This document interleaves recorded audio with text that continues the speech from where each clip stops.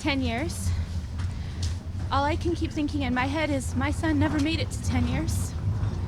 Daniel was killed when he was 9 years, 7 months, and 24 days, which is similar to the sentence with credit of time served that the drunk driver Marco Muzzo who killed him will be serving if he served the full time. That's what's going through my head right now.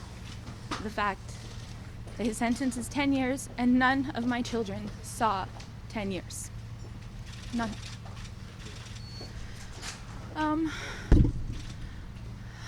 I don't really have much more to say. I've said it, everything, most times.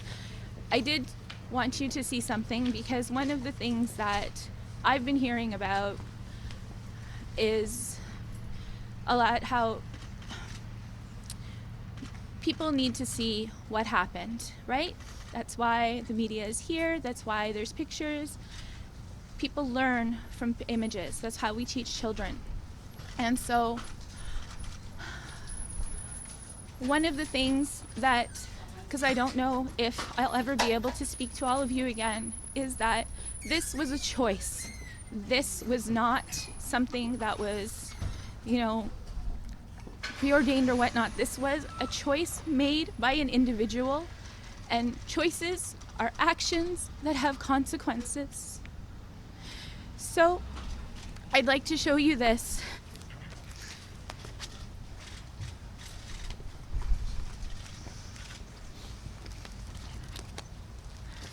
So it starts off with my dad's choice. He chose to marry my mother. Okay. My dad's actions. He chose the three of us. He chose to have my brother, sister, and myself. My choice.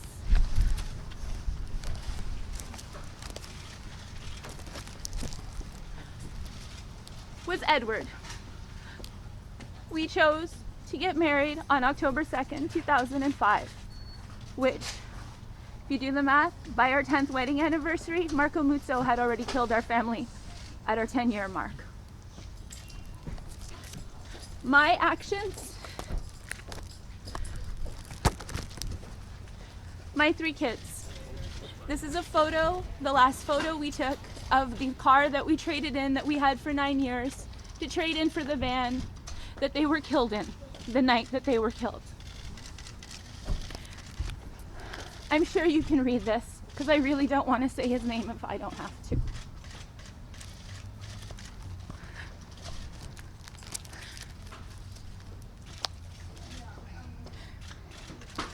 And the other part with the choice and the actions, there's always a consequence. My consequences.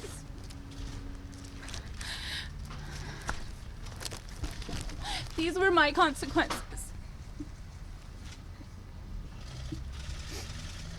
You've heard that there were photos of Millie and Harry taking in the hospital.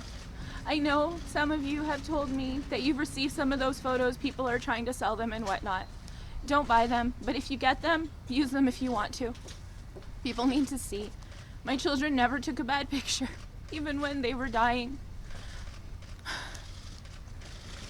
And maybe it'll stop another mother, because really, it doesn't matter if you're 90, 28, 65, 2. We all have mothers. We all have fathers. We all have families.